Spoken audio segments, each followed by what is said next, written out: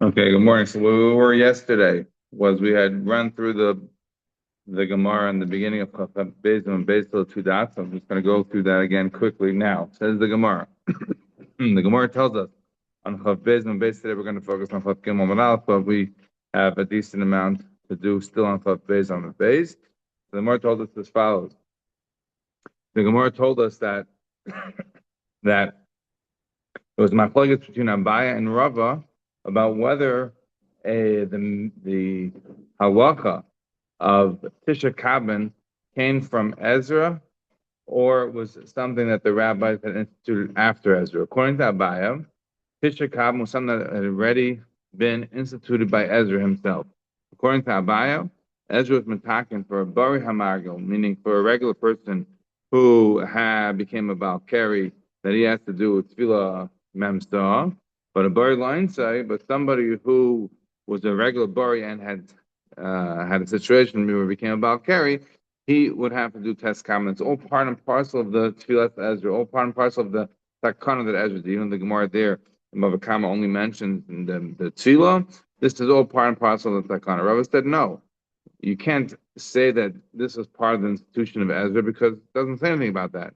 Rather, Ezra was metaking mem sof about Keri, and anything in addition to that, this is the hisaf of the rabbi. The Tisha Kabin is something that came later. It's not something that was existent at that time.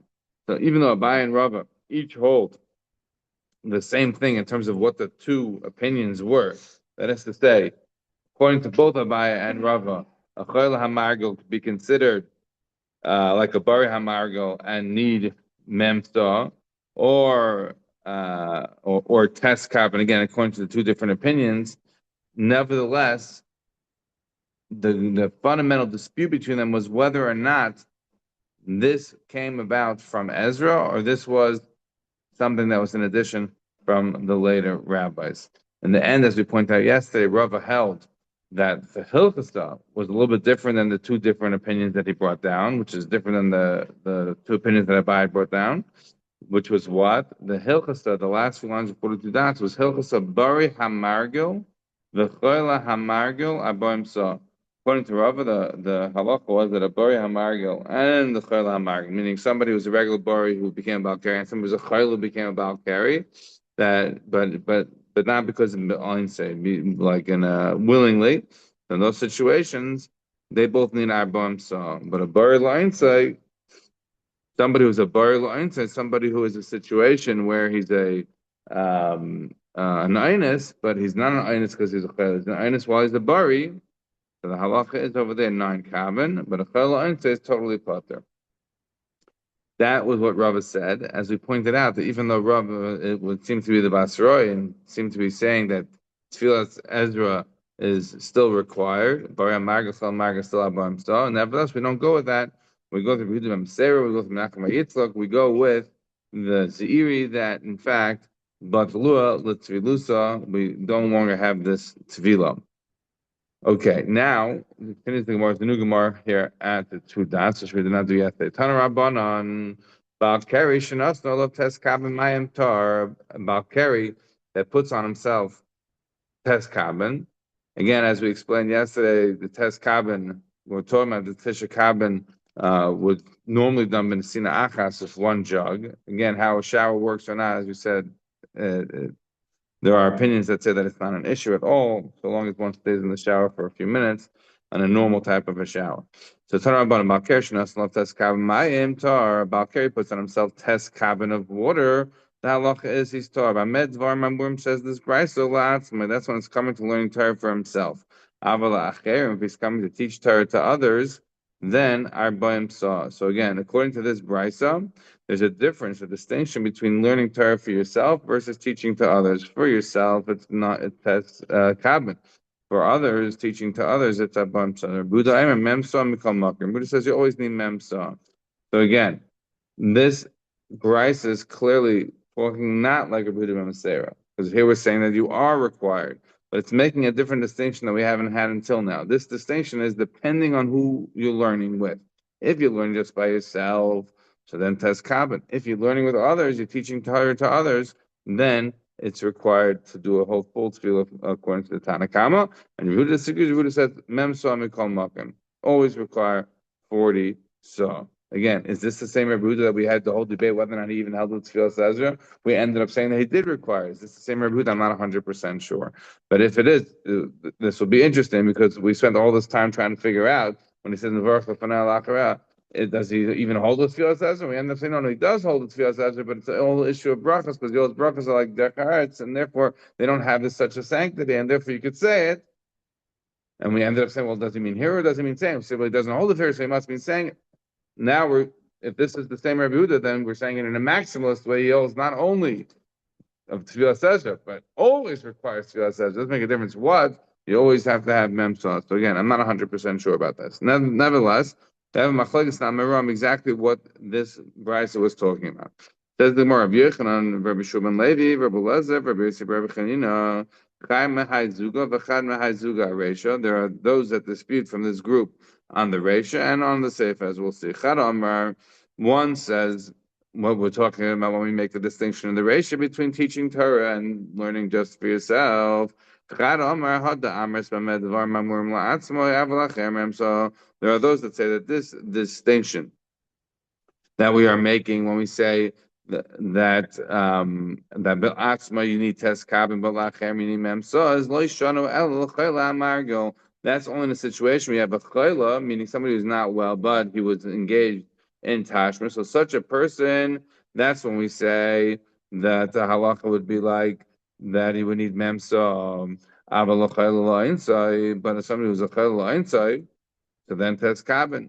Right, if somebody's a chel einsa, he would require 9 kabin. That is to say, the distinction that we're making between teaching versus studying just for yourself is only in relation. I'm sorry, that we make a distinction between teaching others that requires memsa is only in a situation of chel amarga, only in a situation with somebody who's a chela and was engaged in tashmish. But if it was a chel einsa and he's teaching others, then he would require only 9 kabin. Again, what is the distinction? If the void is about teaching other people, then why do we care about the fact that how he got there? Right. So, in other words, what is the driving factor? Is the driving factor teaching others, or is the driving factor how he got to this situation? If the teaching others is such extra kedusha, so then what's the whole nafkamina? Nevertheless, according to this opinion, the fact that we are saying memso when you teach others is the situation of chayla margul, meaning the person is not a bari margul, he's the chayla, but nevertheless he's still engaged in tashmas. So therefore he's a bal kari l'rotain. So therefore he needs memso when he's teaching others. But if he's chayla einsai, then we're saying if he's teaching others, he only needs test kabin. Fine. This is one opinion from these Amarim of how to understand the brisa. Another opinion says, or one of these rabbis from the Amarim who say about the Bryce is, no, and the other opinion says, no. When it comes to teaching others that you need memsa, it's not a vort in how you got there. We don't care you got there. You can be a chayla inside. You're teaching other people Torah, memsa. So that is the machlokes then among the Amarim of how to understand this distinction in the Brisa between la'atzma or la'acherem. So that was one part of the dispute. They argued on the ratio. V'chad mehai zuga, v'chad mehai zuga. Seifa. There's also a dispute among these rabbis on the seifa. What was the seifa? The seifa was Rabbi Huda says mikol makim, mem saw mikol makim. We don't understand. What does it mean mem saw mikol makim? What are they focusing on mem saw mikol makim? So v'chad. So the Gemara explains. There are those that are disputing when it comes on to the seifa. And there are those that say that this Rabbi Huda said you always need memsa. That's only the situation, right? What we're talking about in the karka, meaning that you're getting memsa in a regular tefillah in a mikvah. Avo bekalim loy. But he's saying memsa mikol makim. It has to be mamish tefillah in a mikvah. But bekalim, in other words, let's say you have a situation where somebody has 40 saw in jugs, that would not work. V'charam or no, afilu b'kelim nami, and another says no. What does it mean memsa mikol makom? As long as you have memsa, What do you mean, Memsa and Kalim? Yeah, even Memsa and Kalim. So long as you have enough water coming out that's equal to Memsa, then it's fine. So the Gemara says, what? I don't understand. Bishlam al-man damar filu b'kelim, hana d'tari Rabbi Yehuda, aymer Memsa mikol makim. Says the Gemara, well, I can understand. If you say that in Memsa is mikol makim, that the most important, right? Memsa uber alis. You need Memsa. That's the key criteria here. Memsa, no matter what. So if that's the situation, the Memsa, no matter what, so then I can understand the lashon mikol makim that even if it's not in a mikvah, it's coming out from you're pouring it in jugs. It's still okay. That's what he meant mikol makim. That's what he's trying to add with the words. Otherwise, he should have just said memso. You know, he means a mikvah. If he's saying memso mikol makim, it's a reference to something else.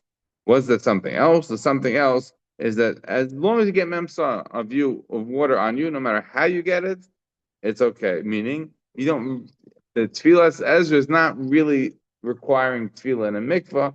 It just requires a sheer amount of water being you availing yourself to a sheer amount of water, either by dunking yourself in or having it poured on you, etc. So says the Gemara, Bishlam Lamanda Amar, I feel the Bikalim Hanadi Taner Buddha Mem Sami Kalmakim, Lamanda Amar Karka and Bikalim Love. According to my number says no, Bikalmakim means Mem saw only in the ground, meaning like a regular tefillah. But Bikalim, if it would be poured on you, then it wouldn't be good. So Mikalmakim Lasuye Mai. What are the words Mikalmakim really adding for you? Says the Gemara, Lasuye Mayim Sheuven. To tell you that even that Manda Amar holds that Mayim Sheuven are fine. That is to say, you do not require the regular kind of a mikvah. If you have a mikvah that was just filled with mayim shuvim of memsa, that would be fine. A pool would be totally fine. What's not fine is a situation of we have less than memsa. What's not fine is if you be poured on you memsa. But if you have memsa of mayim shuvim, that would be okay. Huh? It has to be with karka, right? So. Meaning, is an above ground pool okay or not? I'm not sure from this, but I would argue that it would probably be okay. The word is that it has to be dunking yourself in rather than being poured on you from Kalim. That I think is the key point here. So at this stage of the Gemara, we have seemingly debated now significantly whether or not the Bidmam Sarah is correct or not, but now we've added in a new distinction. This Gemara added in a new aspect that we hadn't considered until now. Does it make a difference when you teach Torah to others? I understand it by yourself, but does it make a difference when you teach Torah to others? Is that adding in now a new qualification that we adding in a new qualification that we haven't yet seen before? And the Gemara seems to be suggesting that it's a machlekes. There are those that say that memsa is a requirement for teaching others, and there's debate about it. Is memsa that's required for teaching others? Is that something that depends on your stature or your situation? Like, how did you get there? Are you a chayla margo? Are you a chayla insight? Or not? Does it make it no difference at all? And clearly, what Rabbi Yehuda is saying is that Rabbi Yehuda is saying that it's memsa mikol makam.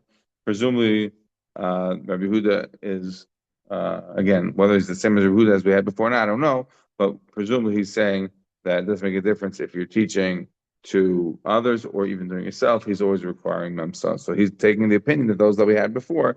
And when it comes to learning Torah, memsa is required. The only distinction is that it's mako on how there's machlekes is what kind of memsa do you need. So overall, this sheet, even though it's machmer memsa for even learning for yourself, it's nevertheless makel on the kind of mikvah that you need. You don't really need a kosher mikvah. You need even mayim she'uven. The other man says no. Even if you just poured instead of pouring tezkabin and pour on you memsa, it's a lot of water, a long shower. Even that would be okay. Okay. So this is the Gemara until it says the Gemara now a story. The Gemara says the Meister of Papa of Huna Bar Shuv Rabba Bar Shmuel.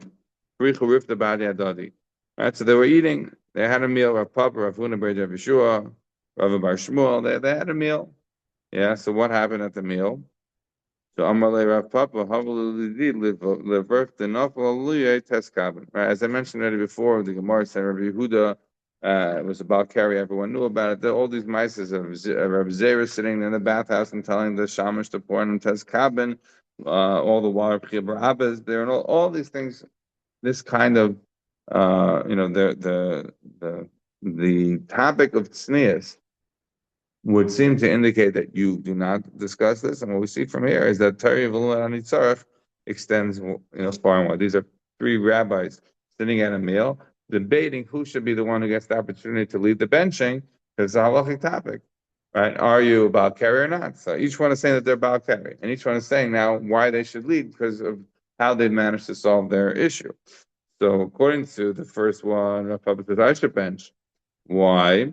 Because the Nafal test carbon. He says I took a shower. I had test carbon of water. So Amalahu Rav Bar Shmuel Tanin Bamed Vamamur Ma'atzmai. When did we say that this halacha applies the test carbon is sufficient? Meaning this price that we just discussed. That's to be learning for yourself. If you're coming to learn with others, you're coming to teach to others Torah, then you need memsa. So what does that have to do with this? Here we're benching. Rashi explains that what we mean, what must be a comparison between these two things, right? Where even though we're not talking here about teaching Torah to others, so as you see, Rashi you want to be mitzvah acherem in their mitzvah of benching. So it's a similar thing. It's a similar thing, right? The way I understand it, I'm not 100% sure, but the way I'm understanding it is, what does it mean here? How are you being mitzi other people in their chayva, right? When we have somebody who leads a benching, they're not leading us in the mitzvah. We're each saying benching, right? So do they mean that they have a situation that's a little bit differently? That here, what we mean is that one person when they led the benching is going to actually be the one who benches, and everybody else is saying amen. Is that what I mean? That would seem to be more of an indication. Because when we talk about somebody who's leading the benching, it's just saying that's it. He's not actually doing anything more than that. Each and every person is saying their own berachas hamazon. Right? In the same way that comes like Shemon Esrei nowadays. You have a chef tzibur, he's not being made to you in your mitzvah of tefillah. The kiyum of tefillah is you. Everyone's saying there's still Shemon Esrei nowadays, right? Okay. So, and these are three Amiram who presumably all knew how to bench for themselves. All right, we have to put that part on the side. Nevertheless, so Rav Bar Shmuel says, no, you want to be Mitzi Achem in their chayva, that's like teaching Torah to others. So you're going to be more machmir on that. And then you need memsa, ela havalu didid, livrek, and arba memsa. He says, you should give it to me because I have arba memsa. I had arba memsa. I went to the mikvah. Rashi says, and then you may want to be medayik on this because it was poured on him 40 saw. And if it was poured on him 40 saw, then that would be a raya to one of the opinions about lacher mikol makim. What did Rabbi Yehuda mean when he said mem saw mikol makim? So one of the opinions was that that included kalim, right? That if you had mem saw that was poured from kalim, that would be enough. So this could be that a raya. Rashi says, don't bring that as a raya. Rashi says, the nufaleluya lav dafka el tavalti b'memsa. Rashi says, lav dafka. The lashon of our papa was nufalei tezkaben. So he's in the nufalei memsa, but it's not 100% foolproof because it could be went to the actual mikvah. So say it's lav dafka. So then it wouldn't be a raya.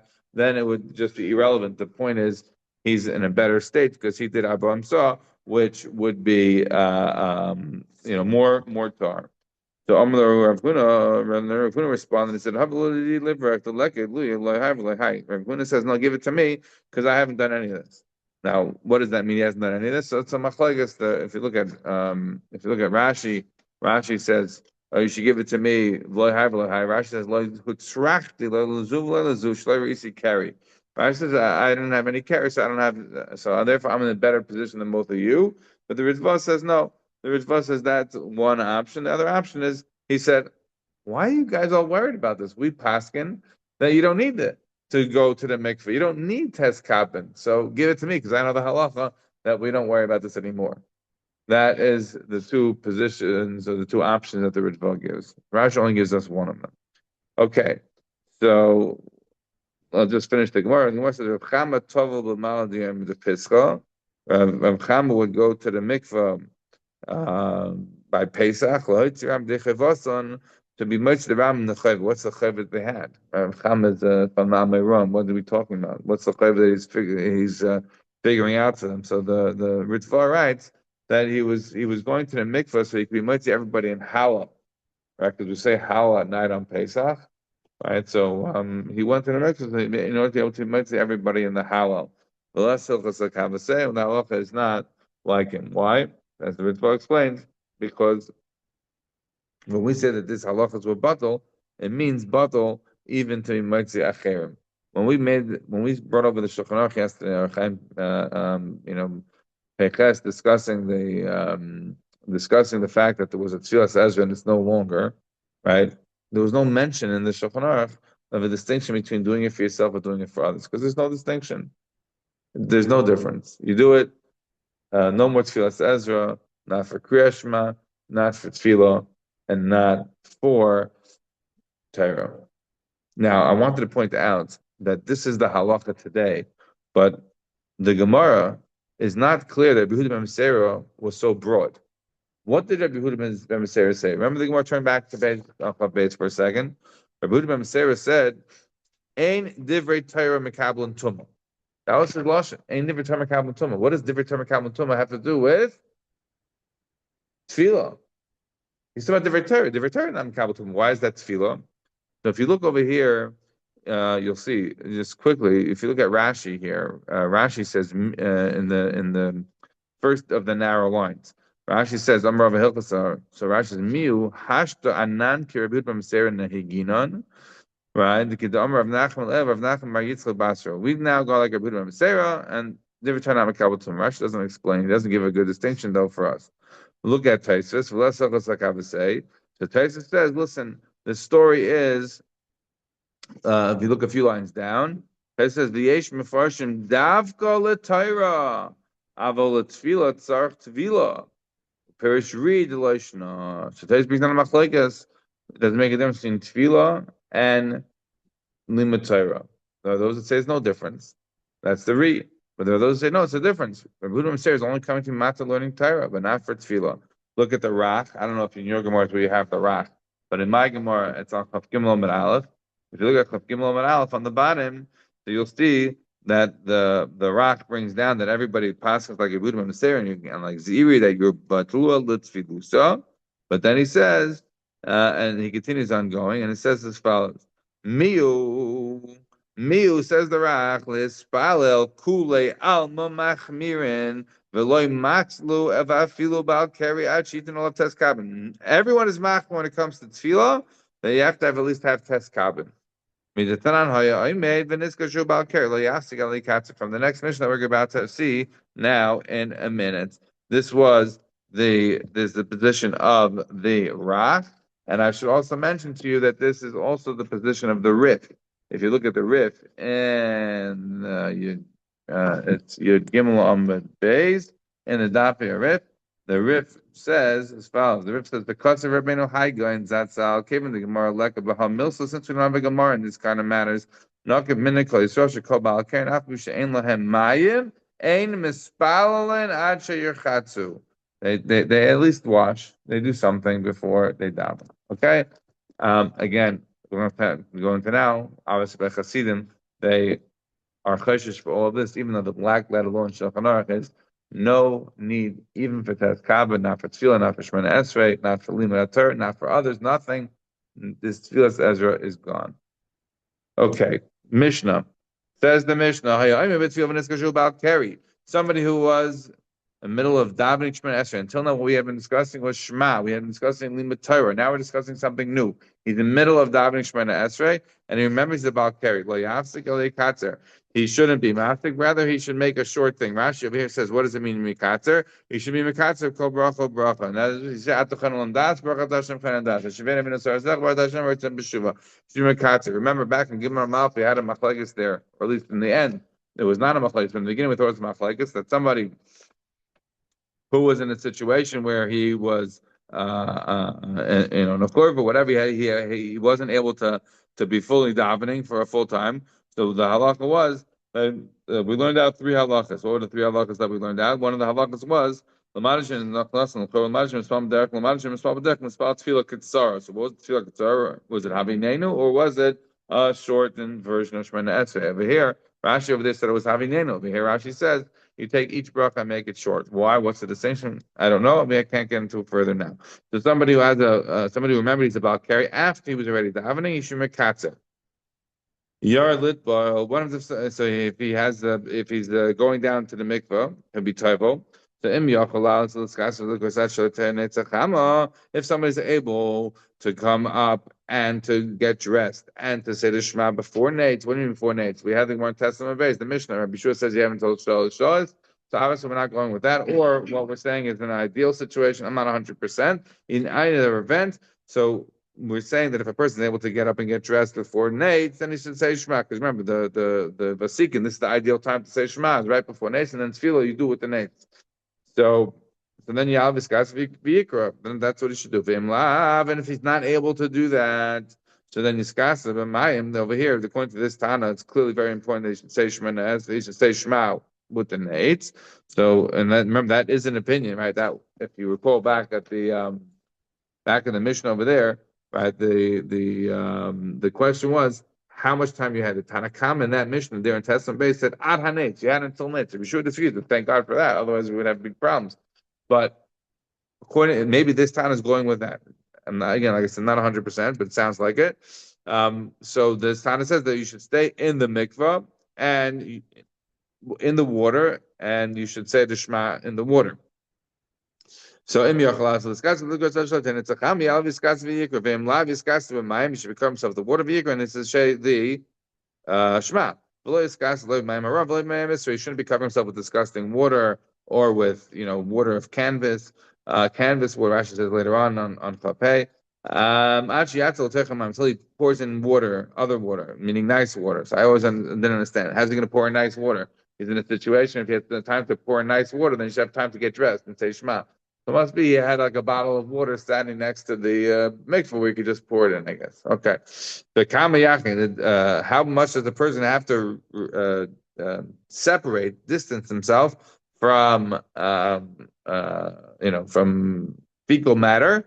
So minatzah is dalat amas. So a person has to distance himself from inappropriate, material, raw material from a human being. He has to distance himself from meraglayim and from soya at least dalat amas. We will get more into that as we go along now. So continues the Gemara. Tana Rabbanayim b'tefillah nizkashu bal keri. Somebody who is middle damik shmanesra. Remember, he's about keri. Oh, lo yafsik. He should not be mafsik. Ali katzi. He should make now a quick shmanesra. Of all the different brachas, you just say the beginning and the end, as Rashi said. But in this understanding of the brisa, if somebody's in the middle of reading Torah, he's getting aliyah, and he says, "Oh, I'm about carry." Whoops.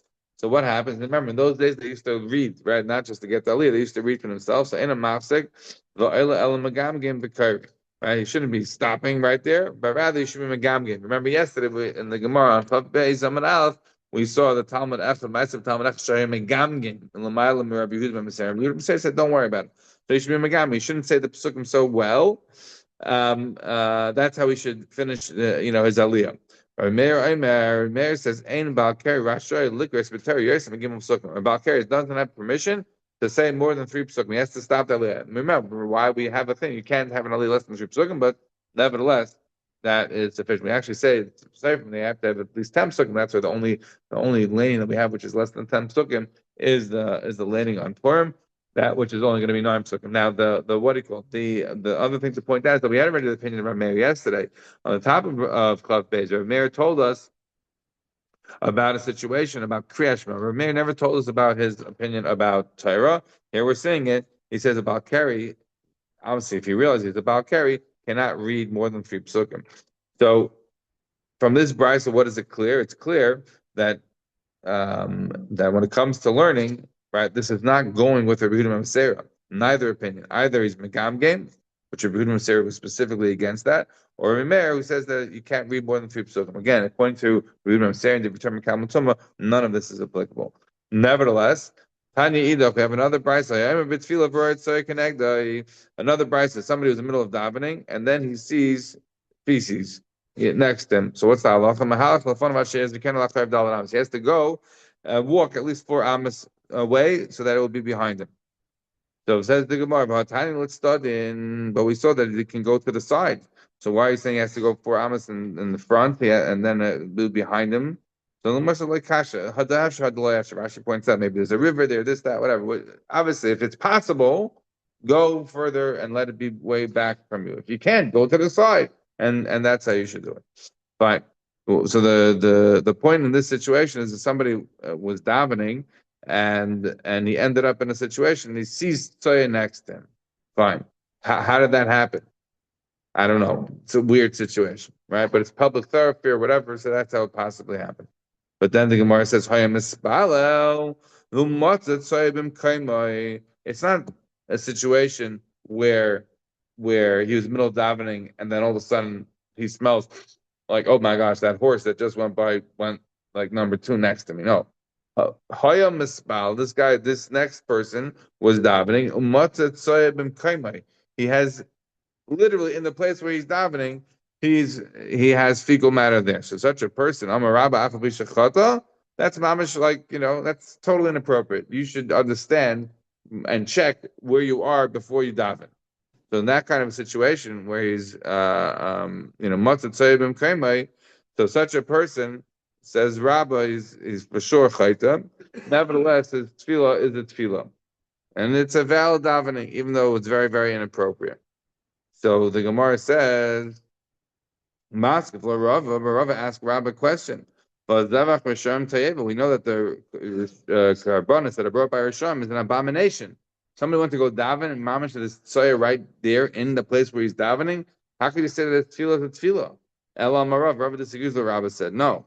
Hayel v'chata, since the guy sinned, Afa Pisha Espalel, even though he davened, tefillah is te'eva, tefillah is nevertheless still te'eva, and as Rashi, as Tosfos, points out, right?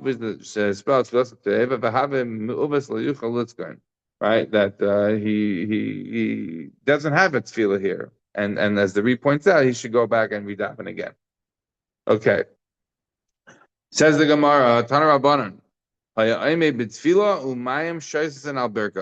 about a person here who's middle of davening, and somehow there's urine that's going on his knees. So what kind of a weird situation is that? I don't know. I'm not sure how it got there. We'll talk about people who have to go to the bathroom, went to the bathroom in a minute. I don't think that's the situation because there's water, there's a mereg lime that's being poured on him. So in such a situation, what should he do? He should stop davening until this flow ceases. And then he should continue davening. So the Gemara wants to know, like, where do you go back to after such a situation? The Gemara says, one man says you go back to the beginning of the davening, you go back to the beginning, like the Shemana Esrei. No, you go back to where you stopped. So says the Gemara, let's say that they are arguing in the following. One man holds that if the amount of time that you had to pause until the meraglayim flow ceased was a sufficient amount of time to finish the full Shemana Esrei, so then you should go back and start the Shemana Esrei again. And the Rambam says, no, even if you waited that amount of time, you could always go back to where you left off. Says Rav Ashi. Rav Ashi says, I can't countenance that kind of a reading of this Bryce. Rav Ashi, Hi im shah im loy shah mibarle. If they were talking in this brisa about the amount of time that somebody waited before he has to be chayz the rosh be pesach, then they should have said something like that. What did they say? They said pesach ad sheyichla mayim. They said you wait until the meraglayim ceases. They didn't say how long you wait. We're not making that in the brisa a distinction between how long the delay was. So the focus is not the delay. The focus was clearly not on a big delay. It's on a short delay. It says Rav Ashi, everybody agrees that if you waited a period of time where you could finish the full Shemana Esrei, of course you have to go back to the beginning. There's no machlokes about that. We're talking about a situation where it wasn't a big delay. The amount of meraglayim flow was relatively small, and it stopped very soon after. Not enough time for you to finish Shemana Esrei. And that's what it is a machlokes. The machlokes says v'hasam the loishah kemiflagi demar savar gavra dechuyahu ve'enoi roi ve'en tilaset tefillah. One man Amar says that this person is the gavra dechuyah, right? Because if this is a person who ended up the meraglayim flow is coming from him, so he's a gavra dechuyah. He's a person who should not have been davening at all. So therefore, since he should not have been davening at all, Therefore, he has to go back to the beginning. No, when the Meraglim was coming from him, and he himself, at the time when he started the daven, thought he was able to finish, and then he turned out wasn't able to finish. So such a person, his tefillah is a tefillah, and therefore he only has to go back to where he left off. Now the Gemara explains, somebody who has to go to the bathroom. So if you know before Shemona Esrei you have to go to the bathroom, and nevertheless in his spalel, you still daven anyways. Tefillah te'eva. It's not appropriate. Amar Zvid Vitem Rabbi Yehuda lo shanal she'eni yachal l'shois ba'atzmai. Rabbi Zvid explains in the name of Rabbi Yehuda that this is only talking about a situation where you couldn't wait. Meaning, if somebody knows they have to go to the bathroom, but they can wait, so then there's no problem to daven. Aval yachal l'shois ba'atzmai tefillah. But if you're able to wait, then your tefillah is about tefillah kama. And how long do you have to be able to wait in order to be able to daven without it being an issue? If you could walk a parsa, right, parsa 4 mil, then that would be a sufficient amount of time. That's not considered having to go to the bathroom. You could daven. So there are those who say this actually in the brisa itself. That is to say, the first version, the version of Rav Zvid that we just had is somebody who's nitzach on a kavav is not able to daven, and if he davens his tefillah says today, and Rav Zvid is the one explaining that only means if a person couldn't wait. But if he could wait, then it's fine. Here in this version is the actual brisa says that. When the brisa itself says, when do we say that a person who needs the bathroom cannot daven? And if he davens the tefillah says tayeva, that's when she'eni yachal amen al atzmai. Aval yachal amen al atzmai. If he's able to wait, tefillah. And then we have Rav Zvid adding bad kama. Amar Rav Zvid ad parsa. Continues the Gemara. Amar Rabbi Shmuel Menachem Rabbi Yonasan. Right, normally have big Agadata Gemaras from him. So here is one that's relevant to halacha as well, and we pass it like this, right? Hanitzrach lanekavav hareza leisbal. Someone needs the bathroom, he should not be davening Shemona Esrei. Mishom shenem marhikan likras lekecha.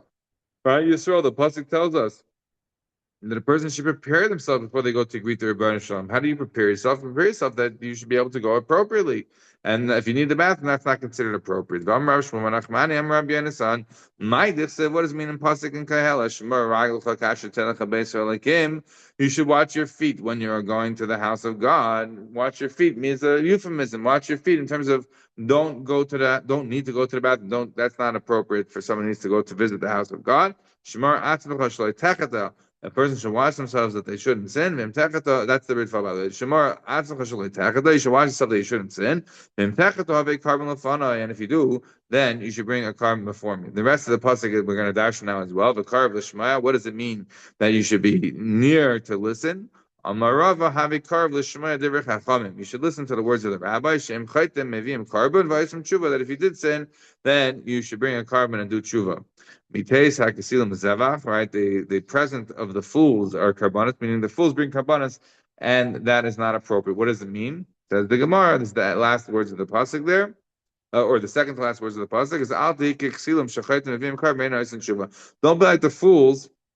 Right, the type of Asheretz B'Yadu type of people, right? So they think that just because they're bringing karbanas, everything's good. I just brought a carbon, everything's great. No, you bring a carbon, it has to come along with tshuva. Just to bring a carbon without tshuva is meaningless.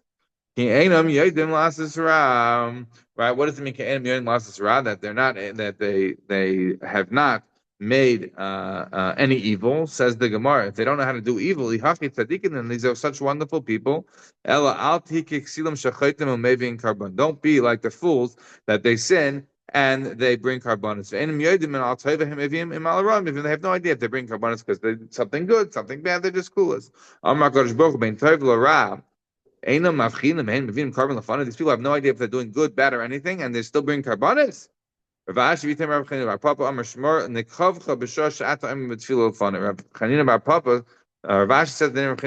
that a person has to watch their needs at the time when they're coming to daven, and they have to make sure that they don't need to go to the bathroom. All right, we have to run through this Gemara quickly. Says the Gemara, somebody who needs to go to the bathroom. Somebody needs to go to the bathroom, should take off his tefillin at a distance of 4 amas and then go in. This Gemara, I believe that if you look at this Gemara carefully, you will see that it seems to be fundamentally that these people were all wearing tefillin all day. Otherwise, these questions wouldn't come up. So the Gemara says that if somebody's coming to a base like Kisei, take off your tefillin of Richik Dal Amis, and then you can enter. That's only by a normal base like Kisei. A base like Kisei Arai, but a base like Kisei that is not a full base like Kisei. That is to say, you're making it into a base like Kisei right now by you going to the bathroom. Then then you don't need to go any Richik Dal Amis, but it's not a base like Kisei right now, so you're able to go 100%. Add to the bathroom, and then you can distance yourself 4 amos. Once you already went to the bathroom, and then you put on the tefillin. Because you made it into basic kisei. What is the halach if a person is able to go with his tefillin on into a basic kisei kavua? It's a full basic kisei. But he's not going for number 2. He's only going to be mashtin. Says the Gemara, Ravina shar, Rav Ada bar Masna aser. It's machlekes Ravina was matter and Rav Ada bar Masna was aser. So also shalu leRav. This question came to Rav Amlu aser. He said it was absolutely aser. Why? If somebody's going to say, "Oh, I'm just going to the bathroom to do number 1," but it ends up, you could forget and end up doing number 2, and that would be aser. But Amrila and the Gemara says, what's the reason? Either way, we're afraid that he's going to potentially do number 2, or maybe he's going to pass win. Either way, it's awesome. Another brisa. We'll just conclude with this. Tani idach nechnas lebesakitze kavua chelet tefillah b'richu dalat ames u'menichon mechalin asamach l'rishus harabim. Somebody who has to go to the bathroom. He's going to a besakitze kavua. The halach is to take off his tefillin at a distance of dalat ames, put them in the window that is near the rishus harabim, and then he can go in. And when he's leaving the Beis HaKisei, he has to be marchik dalat ames in order to be able to put it back on. Hill says you can put them in your hands and go into the Beis HaKisei. You put them in a beged. Says my big that you put it in a beged. Then the Mishnah could be fall out. So it's, each one is an additional sort of stringency. So he says you put it in a bag and you hold it in your hand, and then you can go. And you put it in the holes that are near the basic kisei, and you don't put them in the holes that are near the rishus haram. Why? Because maybe somebody's going to take it and it'll come to a chshad. What happened to chshad? There was a situation where a student placed his tefillin in the holes that were near the Rishus Ram. And the Zayna came and took it. And Buzz the base of Medrash. And then she came to the shul and she said in the school, see, this is what the guy gave me as a schar for my services. Since when the student heard that this is what he was being maligned, oh, we understand what that means. That's how this whole came about, taking the tefillin into the bathroom while what would seem very inappropriate. It became out because of this situation, of this shot. All right, we'll have to stop over here.